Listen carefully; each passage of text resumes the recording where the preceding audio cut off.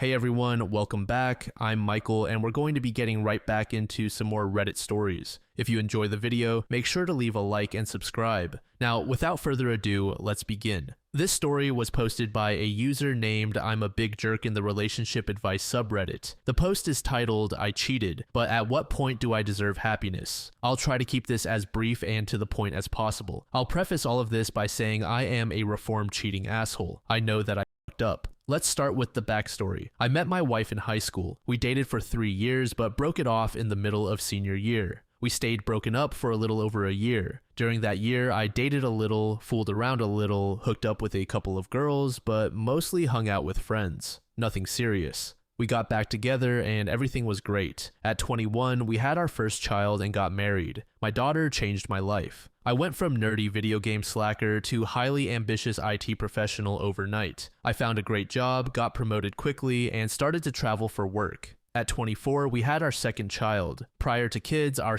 life was pretty great, anywhere from 2 to 5 times a week. But after the second one, it was maybe once every other month, usually less. I met someone that worked at one of the locations I traveled to. Similar situation, young, married with kids, no sex. It started innocently, as it always does, but eventually we decided we loved our spouses but still needed sex. And rather than run the risk of getting emotionally involved, we would just have sex when I was in town. When I wasn't in town, we talk like friends / co-workers and flirt lightly, but that's it. But a relationship like this allowed us both to open up to some kinks we'd never shared with our spouses and the kind of stuff I didn't get to do when I was single for a year. We did this for about a year and a half, which ended up being about 6 visits. We both decided that while it was nice to have kinky, no-strings hookups, we should really refocus our energy on trying to fix our sexless marriages. And I did. I completely put all my energy into rekindling the fire of passion in my marriage. It didn't really work, but everything outside of the bedroom is perfect, so I decided that I was okay with very little sex because she is an amazing woman, and I don't want to break up a great family just because I'm not getting sex. I also made a vow to stay faithful, which I did. Then about 2 years ago, my wife found a video on the laptop of me and my secret buddy. I came clean about everything, admitted I was wrong, and vowed to prove that I'm worth trusting. She had some requirements that I accepted without question. I stopped hanging out with friends, stopped playing any and all video games, no longer chatted on MSN with friends, had very limited time on the internet, switched jobs, helped out more around the house, let her have full access to my email, etc. Basically, I decided that I would cut out everything that could be a distraction from rebuilding trust. It's 2 years later and I'm confused. I've been faithful for more than 3 years now and done everything asked of me and more. I've made such major changes in my life and who I am to prove that I can be trusted. But it's made very little difference. We still have almost no sex and she is still very mistrusting. She can have a Facebook account, but I can't. She can go out with friends occasionally, but I can't. I can play a video game, but only if it has no online or chat component. We did counseling for about 6 months, and the therapist did say she saw improvements and that I was making a serious effort to prove my trustworthiness and was unlikely to cheat again. My wife didn't like sharing details of our life and felt it wasn't helping. Recently, a girl I knew in high school contacted me and made it very clear she'd be interested in a only relationship. I told her no, but it made me start to wonder how much punishment I should endure. I feel that I've tried as hard as I can and I want it to get better, but I refuse to spend the next 70 years apologizing and walking around with my tail between my legs. But I also don't want to be a weekend-only dad. That would kill me, and I still very much love my wife. I just don't know what to do. User Twax50 said, sounds like a messed up situation. Your story reminds me of something a friend told his soon-to-be wife before they got married. It was something along the lines of, when we get married, I'm gonna have sex 3 times a week. You'll always have first dibs on that. I've lost touch with that friend, so I have no idea how that worked out for him, but it's a fun story. User the man who has said, I'm honestly surprised that so many people on Reddit aren't just shouting once a cheater, always a cheater. Maybe it's because they can see that it isn't always true. Your wife is using your past infidelity as an excuse to put you in a stranglehold. Considering all the extraordinary compromises and changes you've agreed to make without complaint and the fact that she still hasn't changed, I doubt things will improve. It's tougher with kids, but unless she agrees to let the past go and give you some freedom, it's only going to get worse. Jane said, I think she's pushing the limit here. Cutting you off from your friends and even activities you can do at home, such as video games, is a bit much. However, I do understand where she's coming from. I haven't been in the same situation, but I have been with a guy for years and I know what it's like to be betrayed. I've been lied to far more times than I should have been, forgiven more than any sane person would have, and pushed on with the relationship because I figured that if you love someone, you're supposed to do that. I haven't been cheated on, but he may as well have been considering how much he lied. It made him look as though he was.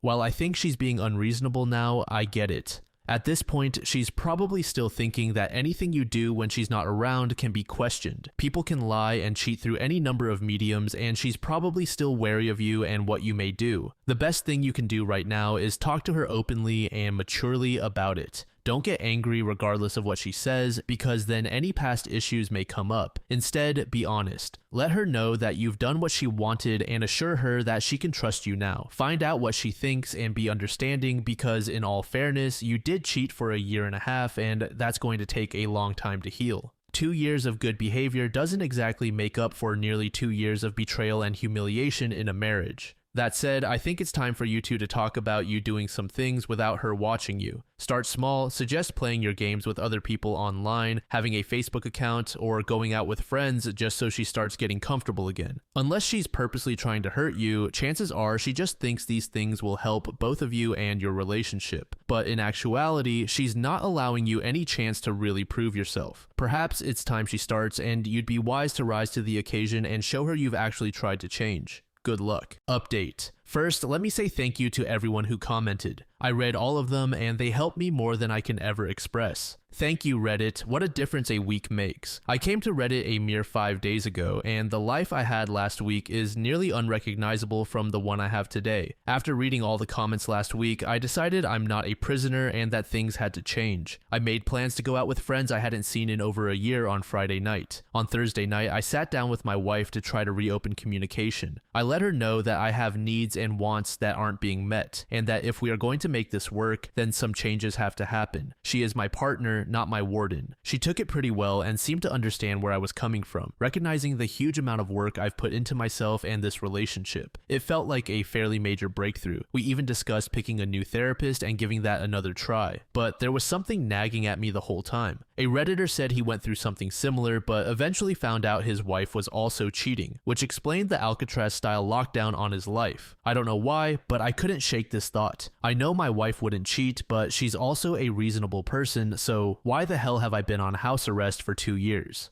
After a couple of days, the thought got the better of me and I put a keylogger on our laptop. I did this Thursday afternoon. Friday came and I was excited to see my buddies. We talked a little before I left. She was apprehensive but understood that this was necessary to rebuild lasting trust in our relationship. And like Reddit suggested, I hardly had anything to drink, answered texts and phone calls in a timely fashion, and got home 20 minutes before I said I would as a show of good faith. My wife was already in bed but sleepily asked how the night went, and I said it was great. Saturday morning, we discussed it at length. She seemed genuinely happy and understanding, and I was beaming from ear to ear. Not only did I get to see my buddies, but it appeared that I'm making headway in my relationship. Win-win. While on this euphoric high, I decided that trust is not built with a keylogger. It was dumb to install it and would only create paranoia in me. I should also mention that while she has full access to my email, I have the same access to her email and Facebook. So really, it seemed that a keylogger was overkill. I went to uninstall it. Of course, curiosity got the best of me, and I checked the very limited 2.5 days worth of logs. Nothing jumped out at me: Amazon, Facebook, YouTube, Gmail, etc. As I reached the end of the log and it was looking good, I saw another trip to Gmail, this time for an account I had never seen before. I remained calm. I keep an old Hotmail account for spam or sign-up stuff and have advised her to do the same while only letting friends know her real email. Either way, I logged into the new account. No spam, no nothing. It's empty, just a bunch of empty folders until I hit the tax information folder. Now, this folder is full as in hundreds of emails. However, none of it is tax related. All of it is to or from Steve. I have a 65-year-old step-uncle named Steve, but this is not him. I don't know who this Steve is. These emails are graphic, detailing lots of what he likes to do to her and what she wants to do to him. There are many "last weekend was amazing" type messages. After reading maybe 30 of these, I decide I need to stop. I created a new Gmail account and forwarded all of them to this account. Then I went back and deleted my tracks. I am somewhat calm during all this. It sucks, but I cheated, so I am now experiencing what she felt when she found out about me. While forwarding the emails, I pay closer attention to the dates. This affair has been going on for a very long time, dating back to roughly a year before my son was born. That hits me like a ton of bricks. What if my son isn't mine? What if my 1-year-old baby girl isn't mine? I lose it. I verify that my tracks are covered and bolt out of the house, saying I'm going to the gym.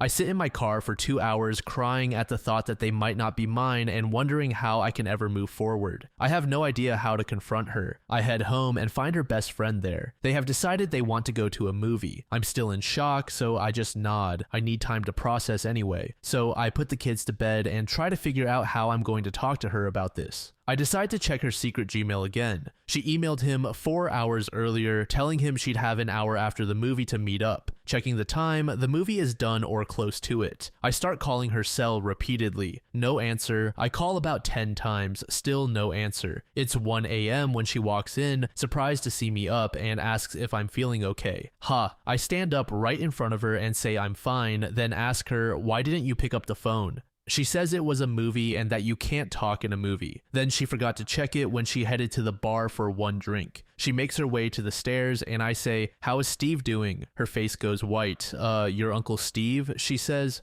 "No, the Steve you just got done 20 minutes ago. How is he?" I reply. She says nothing. I tell her I found the Gmail account and saw her email planning to meet him after the movie tonight. With what little composure I had left, I ask, "Why didn't you come clean when you found out about me cheating? We could have fixed this together." She starts bawling and runs upstairs. I follow her. What ensues is the worst 4 hours of my life. She comes clean that she met him back when she was working. He was a temp. Again, I ask why she didn't come clean 2 years ago, so we could both work on this. She says she was too hurt by what I did and too ashamed to come clean. She told Steve she needed it to end and wanted to work on our marriage, and she says she did. But about 8 months later, ended up hooking up with him again, and it started all over. I ask why the prison rules. She says it's because she loves me and didn't want me to leave. I explain that while it's not right, I cheated because we didn't have sex. Obviously, she was having sex elsewhere, so she didn't need it at home. So I ask why she cheated because prior to Steve, we had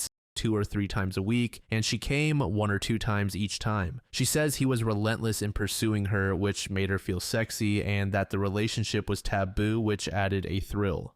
"Do you love him?" I ask, and she says no, but like the thrill and the taboo. I could go on and on. I've asked a million questions. Eventually, I ask the big question, are the 2 youngest kids mine? She assures me they are. I ask how she can be so sure. Her response is simply that she just knows. Despite what she says, she has no way, without a blood test, to assure me they are mine. I am crushed on so many levels. I stand up and head for the door. She stops me and begs me to forgive her, saying that we will work this out. I can impose harsh rules if I want and watch her every move. She will do anything to fix this. I calmly tell her I have no interest in being a warden and that I need to go for a walk. I walk for an hour and come home to crash on the couch. Sunday was beyond awkward. I said very little to her. I studied my 2 youngest children, trying to find my traits in them. Every time I think I see something, I'm struck by the fact that I don't know what Steve looks like. Perhaps he has big ears too, and that's where my son gets them. We talked briefly Sunday night. Despite wanting to ask more and understand more, my soul just wasn't in it. So we went to bed separately and I lay awake to the sound of her crying upstairs.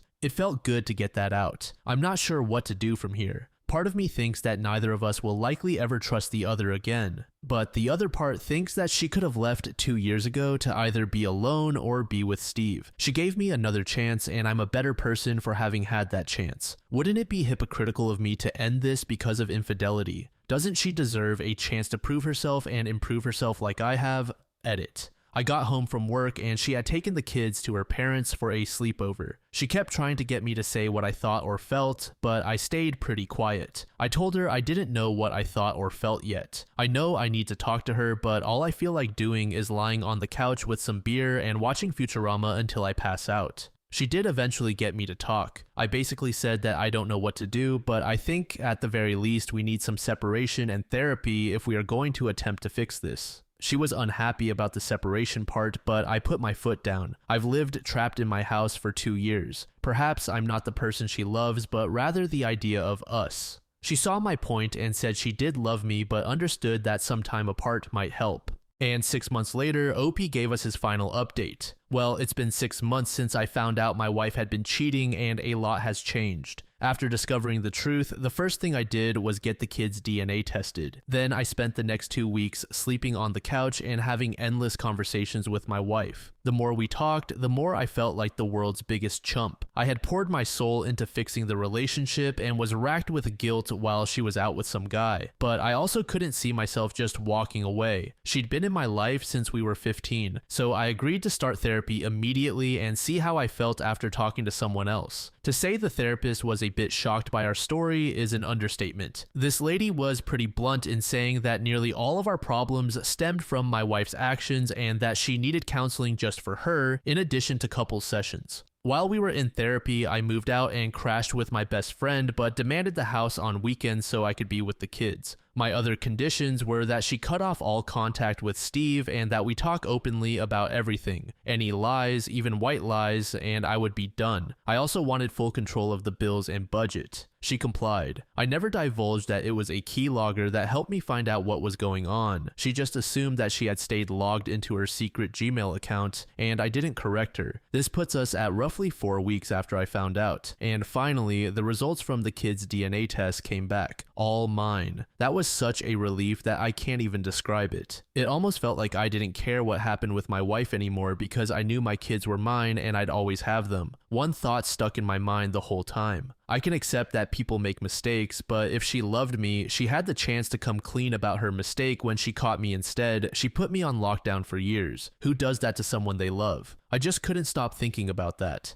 Therapy was going well, but I was becoming jealous and angry, always upset. I was away from home all week, and then on the weekends I'd tear apart the laptop trying to find out what she'd been doing in my absence. She was checking her secret email and Steve was continuing to email her, but she never responded. That was the breaking point. She hadn't shut down the email like I had asked. While she wasn't responding, she was still checking the emails, almost like she was keeping her safety net around so she could go back if things didn't work out. Or maybe not, I don't know. But I didn't want to be angry and jealous all the time. I didn't want to be a warden. The next day, I confronted her and told her I couldn't forgive what she had done. I said that while I could probably move past the cheating, the way I was treated was terrible. I explained how I had pushed friends out of my life and shut myself off from the world to work on us, only to find out that I was being kept prisoner so she could keep seeing her boy toy. She broke down crying, saying she'd do anything to salvage the relationship, but it fell on deaf ears. That Monday, I contacted an attorney. Fast forward 4.5 months. I have my own place, the divorce is nearly final, and I'm finally starting to feel like me again. We are going for 50-50 custody. I've been reconnecting with friends and trying to find new hobbies for when I don't have the kids. I've been on 2 dates because a couple of friends wanted to double date, thinking it would help me. It was nice to meet new girls, but I'm just nowhere near ready to trust anyone.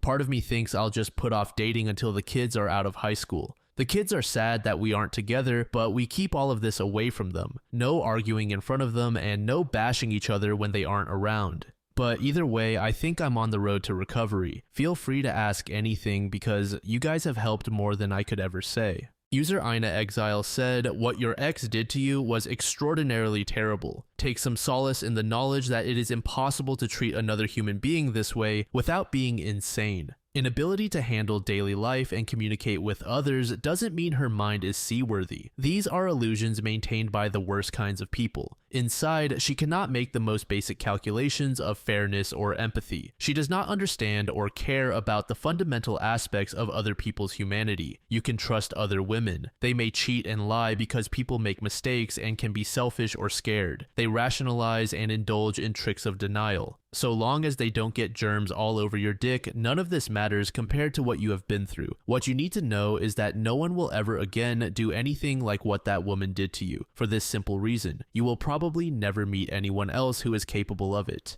For your own peace, forgive her actions as you would a dog bite, but whatever you do, stay the hell away from her. If there is anything you can trade for her time with your kids, for God's sake, do it. Best of luck to you, and congratulations on getting out alive. I just read all of your posts, and I can't even wrap my head around this. I've been through a failed marriage and infidelity, but Jesus. Not only do I not understand how you stayed as long as you did, but I also don't understand how she didn't fear for her life at any point in this process. I have worked hard to control an anger problem, but there is no way humanly possible that I would have been able to control my anger when I found out. Like you said, cheating is one thing, manipulating and exploiting your spouse is something else altogether. Congratulations on your new life. You've taken the high road through all of this, and you've got to have some pretty awesome karma coming your way. Enjoy it.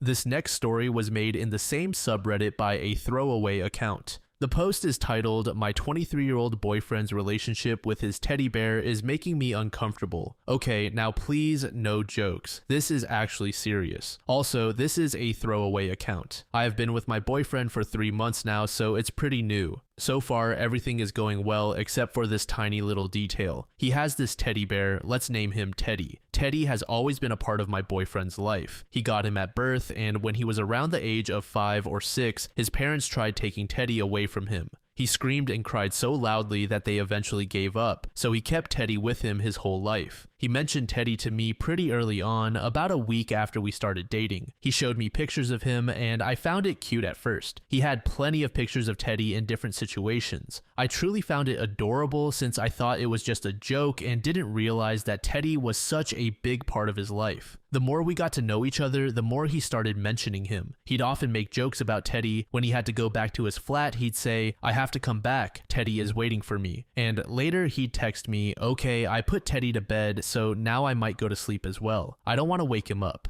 Again, a little weird, but still cute. But he really started talking about Teddy constantly, always linking what we were doing to him. He'd send me selfies with Teddy at least twice a week. He also sometimes said weird stuff, like whenever we watched a scene in a movie, he'd say, "That's what me and Teddy do when we're alone." Or when I asked when he lost his virginity, he answered, "Oh, I lost it with Teddy a few years ago." Those were jokes that made me uncomfortable. He always seemed to consider Teddy as a baby, as his son, his brother, so sizing him was extremely weird for me. I told him it was weird and he just laughed, but I don't think he took me seriously. About a month ago, I told him I was okay with him bringing Teddy when he stayed at my flat. I could see it was making him sad to leave Teddy behind and was also very curious to finally see him in person. So that day, I drove to his flat and he brought all his stuff along with Teddy. When he got in the car, he pulled Teddy out from his bag and had him give me a kiss on the cheek. While we were driving, he opened the window and put Teddy out of the car. He said it was rare for Teddy to travel like that and that he could feel that Teddy was happy. Teddy smells a lot. My boyfriend hasn't washed him in 12 years. For the rest of the car ride, he hugged Teddy and gave him kisses. He has this weird twitch where he compulsively pats the back of Teddy. He always rubs Teddy's clothes between his fingers. When we're together in bed, he always puts Teddy's mouth on mine and I always avoid it as I find it disgusting. He always tries to have Teddy touch my breasts or my butt. When we make love, I often end up finding Teddy between us, and every time I throw him away, my boyfriend says jokingly, "Oh no, he likes to watch." He often mentions us having a threesome with Teddy. Now, I'm not an idiot. I know communication is important. I've tried talking to him so many times, sometimes in a joking way so he doesn't feel attacked, but also in a serious way. I told him I didn't like when he rubbed Teddy on my face and body, and I expressed that I found his relationship with Teddy way too intense and weird. But every time, he didn't take it seriously, made jokes, and never truly told me what he thought. I should mention that he behaves this way in any serious conversation. All he does is make awkward jokes and he never tells me how he feels. This is becoming hard to handle. I have been away from him for 2 weeks and I was kind of relieved that I wouldn't see Teddy anymore, but all he did was send pictures. Whenever I asked him, "What are you doing?" or "What did you do today?" his answer was always playing with Teddy.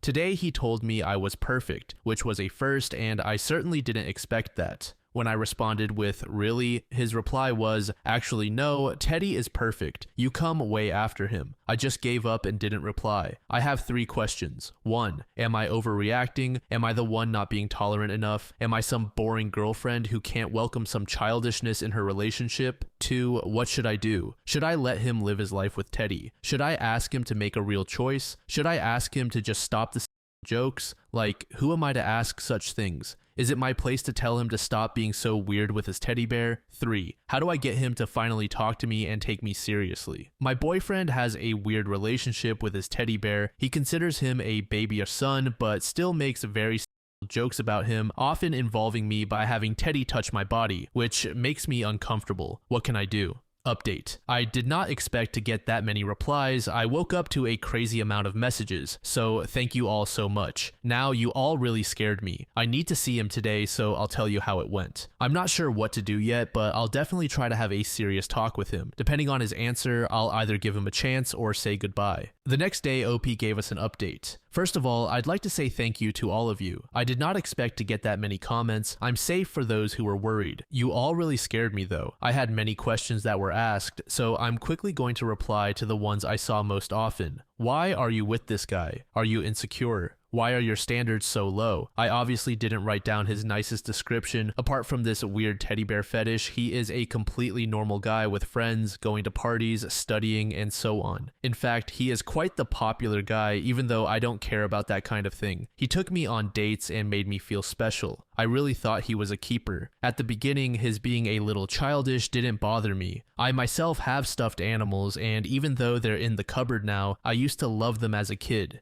It was when he started his bear and involving me in it that I freaked out. The problem is that it's so hard to tell when he's joking or not. He constantly makes jokes. That's why I could never tell whether I was overreacting. However, the one thing I really didn't see coming, and you guys helped me realize it, is his lack of respect toward me and my boundaries. Sometimes it's easier to see from an external point of view. This whole time, I was too focused on wondering whether it was normal for me to feel uncomfortable, and I didn't realize that not once did he help me feel more comfortable despite me telling him how I felt. Thank you a lot, because that's the one thing you all really helped me with. I would have probably taken more time to realize it on my own, even though it now looks obvious. Run away, he's going to kill you, he's a psychopath, etc. Although his behavior is extremely weird, I don't see him hurting anyone. But obviously, it's easier for me to say this since you all had to base your opinions on what I said. He doesn't match the psychopath personality at all. I am not allowed to visit him because he lives in a private home and this person doesn't allow any visits. It is weirdly strict, yes, but it's believable. I've seen his sister once, who confirmed that she couldn't visit him herself. One thing is sure, although he may not hurt anyone, he seems to have serious problems, and I'm not sure I can handle it. It's fake. It looks like the movie Ted. I know it all looks surreal, but it is true. I have multiple pictures of Teddy if some of you are interested. I know a lot about Teddy's past because my boyfriend won't shut up about him. That's why I know about the movie Ted, but I've never seen it. And my boyfriend actually suggested that we could watch it about a month ago. Burn Teddy, make him disappear, etc. I did think about it a lot. I often hide him when my boyfriend brings him into my flat, so I know exactly where he is and so my boyfriend doesn't think about him. What did you do in the end?